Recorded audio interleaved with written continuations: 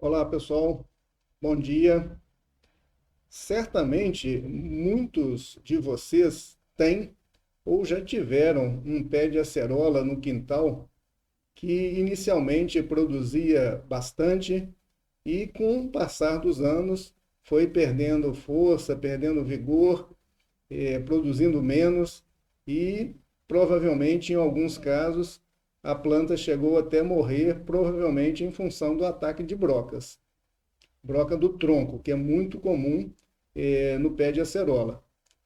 Um dos fatores envolvidos nessa decadência das plantas certamente é a ausência de podas e de adubações ao longo dos anos. A aceroleira, apesar de ser uma planta bem rústica, ela necessita de alguns tratos culturais para permanecer produtiva por muitos anos. É o que a gente vai ver neste vídeo. Bom, nessas primeiras imagens, a gente observa duas plantas. A planta do lado esquerdo que não recebeu poda, tá certo? E a planta do lado direito, uma planta que recebeu poda. Então a gente vê nessa planta do lado esquerdo, que não foi podada, é uma copa muito fechada, muitos ramos, uma planta bastante alta, então difícil de fazer a colheita, difícil de até de manusear a planta, tá certo? E um ponto importante também é que a parte de baixo da planta, esses ramos aqui, que a gente chama região do coleto, que a gente já comentou muito em outros vídeos, ela fica muito abafada, pouco ventilada, e isso contribui muito para o ataque de brocas do tronco, tá certo? Então, quando a gente vê uma planta que nem essa do lado direito, que foi podada, a gente observa que toda a estrutura da planta está bem arejada, a copa está bem aberta, bem ventilada, inclusive até o tronco, né, e os ramos inferiores da planta. Então, neste caso aqui, a ocorrência de brocas é muito menor, tá certo? Então, a poda tem esse objetivo, né, de abrir bastante a copa da planta, permitir uma maior ventilação, uma maior aeração e uma maior penetração de luz solar no interior da copa, tá certo? E manter a planta, né, numa altura que facilite também a colheita, tá ok? Aqui a gente observa em detalhes, né, como que é feita essa poda, a gente acompanhando a seta, né, a gente vê que alguns ramos aqui no interior da copa, principalmente ramos que tinham uma posição mais vertical, eles foram eliminados. Então a gente está vendo aqui que foram eliminados, tá certo? Então a gente vai retirando alguns ramos no interior da copa para abrir a copa, tá certo? E após a poda, quando a gente conclui a poda, a gente protege esses ramos podados, geralmente com pasta bordaleza, que é a base de cobre, que num próximo vídeo a gente vai abordar, tá certo? Então, o ideal, no caso da acerola, da aceroleira, é que a gente faça essa poda ao longo dos anos, tá certo? Então, uma planta que ficou sem poda durante muitos anos, não é recomendado fazer uma poda drástica e retirar praticamente toda a parte aérea da planta, como a gente faz em outras fruteiras, né, como a goiabeira, porque a ceroleira ela não suporta uma poda muito drástica. Se a gente tirar toda a parte aérea da planta, certamente a planta vai morrer. Então, o ideal é que essas podas sejam feitas ao longo dos anos, tá certo? Então, uma outra dica que fica aí para vocês. Então, como critério para a poda da ceroleira, a gente coloca alguns aqui. Limitar a altura da planta 1,5 m a 2 metros de altura, para facilitar a colheita, principalmente, né? Tá certo? Levantar a saia das plantas 50 centímetros do solo, meio metro do solo. A saia é a parte inferior ali da planta, né? Aquela que está mais próxima do solo. Então, os ramos que estão voltados muito para o solo e estão quase batendo no solo, eles também são eliminados para permitir uma melhor aeração, principalmente ali na região do coleto da planta. Retirar ramos ladrões e mal posicionados, né? Principalmente aqueles ramos ali no interior da copa, como a gente viu anteriormente, e abrir bem a copa realmente para ter uma boa aeração e uma boa penetração de luz solar no interior da copa. Então, como a gente comentou anteriormente, né? A poda deve ser feita anualmente, são podas leves, pelo fato da ceroleira não, não suportar podas muito drásticas, né? E neste mês agora, o mês de julho, né, é o melhor mês para a gente fazer essa poda que a gente chama poda de inverno, né? No pé de acerola, tá certo? É o momento que a planta está bem, com a atividade fisiológica muito baixa, até na nossa região aqui, a região da zona da Mata Mineira, né? A acerola, ela produz frutos de setembro até mais ou menos início de maio, tá certo?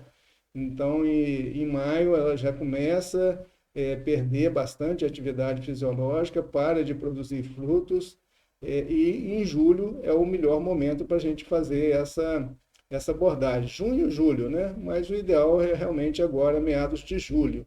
Então está na época, na hora certa de fazer essa poda, tá certo? E a partir de agosto, a temperatura começa a aumentar e a planta começa a liberar novas brotações. Então, realmente, na nossa região, julho é o melhor momento para fazer esse tipo de poda da ceroleira. Além de contribuir, né, para controle de pragas e doenças, pelo fato da copa estar bem ventilada, bem iluminada, né, então não ocorre, né, o desenvolvimento do microclima favorável ali para pragas e doenças. A poda também permite, né, uma colheita muito mais fácil, tá certo? Então a gente vê nessas fotos aqui, na primeira foto do lado esquerdo superior, uma planta com mais de 2,5 metros de altura, né? Então eu tenho 1,80 m, né? Então mais ou menos 2,20 m, 2,30 m. Então dificulta muito a colheita. Então a gente acaba perdendo muitos frutos. Quando a gente faz a poda, como a gente observa na planta abaixo do lado esquerdo, né? Fica mais ou menos na altura de 1,5 m, mais ou menos, e aí a colheita realmente facilita bastante a colheita. Então a gente vê aqui uma planta de acerola com cerca de 1,80 m em plena colheita, né? Então o ideal é que ela fique com a copa, né? No período de colheita até 2 metros de altura, para facilitar realmente a colheita. E aqui a gente apresenta dois sistemas de podas que são feitos no pé de acerola. Uma copa mais deitada, né? Um sistema de copa mais deitada, que a gente chama em taça, do lado esquerdo, acompanhando a seta aqui, tá certo? E um sistema um pouco mais na vertical, né? Que a gente chama sistema em vaso, tá certo? Esse sistema em taça, ele é utilizado por algumas culturas, principalmente em regiões com muita predisposição a doenças, principalmente, para expor muito a copa aos raios solares. Mas eu não sou muito adepto para esse tipo de poda, porque ele expõe muito o tecido da planta, né, aos raios solares, e na época de verão, as gemas que estão muito expostas aqui, elas acabam sendo danificadas e muitas delas morrendo. Então não ocorre muitas vezes a brotação nessa parte central da planta aqui, como a gente está vendo na seta. E com isso não vai haver produção de frutos nessa parte, tá certo? Então acaba que a produção por planta fica menor e a planta fica ocupando um espaço muito grande. Então, assim, eu sou mais adepto, mais favorável a um sistema de condução em vaso, tá certo? porque a gente vê que a planta está realmente um pouco deitada, e essa posição mais deitada, ela faz com que a planta realmente produza mais. Quando os ramos estão muito na vertical, a tendência do ramo ser muito vigoroso e pouco produtivo. Então, a gente realmente tem que, através das podas, ir deitando a planta, tá certo? Mas neste caso aqui, vai ocorrer brotações que vão também emitir ramos para o centro da copa, é lógico, com a menor intensidade. Então, você vai continuar com a copa bem aerada e com uma certa produção aqui. E também esses ramos vão proteger também essas ramas aqui, tá certo? Então, eu prefiro esse sistema de você abrir a copa, mas não deitar a copa tanto como a gente observa na imagem do lado esquerdo, tá certo? Mas aos dois tipos utilizados. Mas com certeza essa abertura de copa e essa inclinação mais entre 40 e 35 graus aqui realmente permite a planta a ter uma maior produção de frutos, tá certo? Evita que os ramos fiquem muito vigorosos, né? E passam a produzir menos. Com relação a adubações, a gente vai dar algumas dicas de adubação, tá certo? Voltando a comentar, como eu comentei nos outros vídeos, né? É difícil a gente fazer uma recomendação sem conhecer a fertilidade do solo, o tipo de solo, né? Mas aqui a gente deixa mais uma recomendação para pomares domésticos, de fundo de quintal, tá certo? Então, como adubação orgânica, a gente recomenda 30 quilos, utilizando, né, podendo utilizar composto orgânico, esterco bovino ou cama de aviário, um desses adubos orgânicos. Se for composto orgânico, como a gente comentou, ele geralmente tem um teor menor de nutrientes, né, porque na compostagem os nutrientes são diluídos, né, em uma biomassa mais pobre em nutrientes, né? Então, se for composto orgânico, cerca de 30 quilos por planta por ano, tá certo? Então, 2 vezes 15 quilos. Uma vez em agosto, 15 quilos em agosto por planta e 15 quilos em janeiro. O cultivo da acerola, aqui na nossa região principalmente, né, ele é basicamente feito de sequeiro, sem irrigação, tá certo? Então, por isso que a gente faz essa adubação em 2 vezes, tá certo? E como a acerola produz até maio, mais ou menos, tá certo? Até início de maio aqui na nossa região, então a última adubação geralmente é feita em janeiro. Pode ser que em algumas regiões com temperaturas mais altas, né, ao longo de todo o ano, como na região nordeste, né, aí certamente a produção por planta vai ser maior, a quantidade de adubo orgânico também indicada será maior e o parcelamento também será maior. Mas para a nossa região aqui, região sudeste, a gente recomenda parcelar em 2 vezes. Uma em agosto, logo após a poda, né? A poda é feita em julho, e outra em janeiro, em plena fase de produção. Se for esterco bovino, cerca de 20 quilos por planta, 10 quilos em agosto e 10 quilos em janeiro. E se for cama de aviário, que é um adubo muito mais rico em nutrientes, né? Cerca de 10 quilos por planta. 5 quilos em agosto e 5 quilos em janeiro. Tá certo? Outra observação que eu gostaria de fazer é se o solo da região, da propriedade tiver um teor baixo de fósforo, a gente recomenda também aplicar um adubo fosfatado na primeira adubação em agosto, junto com o adubo orgânico. Então, aplicar cerca de 400 gramas de superfosfato simples ou fosfato natural. Se o manejo da pessoa for orgânico, então é indicado o fosfato natural em vez do superfosfato simples, tá certo? Então, na primeira adubação em agosto, seriam aplicados 400 gramas do adubo fosfatado, né?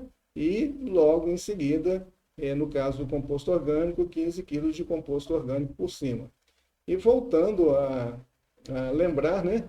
como a gente já comentou em outros vídeos, né, que o adubo deve ser aplicado, né, na projeção da copa aqui, próxima à projeção da copa, né? Um pouco para dentro da copa e um pouco para fora da copa. Então, nessa área aqui, tá certo? E, novamente, lembrando, né, deixando sempre ali o tronco, né, a região do coleto bem limpa, bem ventilada, né, para evitar problemas de doença e, no caso da acerola, problema de ataques de broca também, tá certo? Com relação à adubação organo-mineral, né? Eu sempre estou recomendando organo-mineral, né? Metade de adubação orgânica e metade mineral, pelo fato que a gente já comentou em outros vídeos, né? Do adubo orgânico ser muito importante para a melhoria da qualidade do solo, especialmente para controle de pH, né? Aporte de fósforo e outros benefícios das adubações orgânicas. Se vocês tiverem um tempinho, né, o ideal é vocês assistirem um vídeo, né, que fala sobre adubação orgânica, o efeito no pH do solo, e um outro vídeo que também está no canal, né, que é sobre adubação orgânica e o aporte, né, o fornecimento de fósforo ao solo também. Então, são dois vídeos que falam da importância da adubação orgânica. Então, com relação à adubação organo-mineral, a gente reduz, né, a metade do adubo orgânico. No caso do composto, a gente diminuiria de 30 para 15 kg por planta. Então, esses 15 kg seriam colocados em agosto, tá certo? E 3 aplicações de 200 gramas da fórmula 20-05-20. Então, a primeira aplicação da formulação seria em outubro, a segunda em janeiro e a terceira em março, tá certo? Pelo fato da nossa região a acerola produzir até maio, tá certo? Se for em outra região, pode ser que esse parcelamento possa ser feito ao longo de todo o ano. Se for na região Nordeste, por exemplo, e se a cultura for irrigada, tá certo? Então, com relação ao esterco bovino, a gente reduz então de 20 para 10 kg de esterco bovino. O esterco bovino aplicado sempre logo após a poda, né? O adubo orgânico, né? E 3 aplicações também de 200 gramas de 20-05-20. E no caso de cama de aviário, a gente reduziria de 10 para 5 e esses 5 kg seriam aplicados também em agosto. Então, um desses adubos orgânicos. E, novamente, se o solo for com baixo teor de fósforo, né, a planta tiver sem tratos culturais durante muito tempo, né, o ideal é fazer uma complementação com um adubo fosfatado, que é muito importante, né, para a recomposição do sistema radicular da planta. Então, se a planta tiver muito tempo sem tratos culturais, aí sim realmente é necessário fazer a aplicação do adubo fosfatado, tá certo?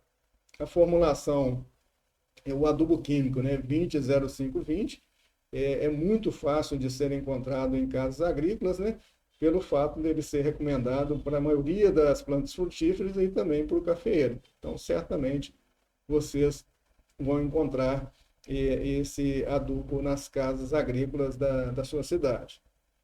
E caso realmente não consigam, né, encontrar o adubo 20-05-20, ele pode ser substituído por adubos químicos simples, né?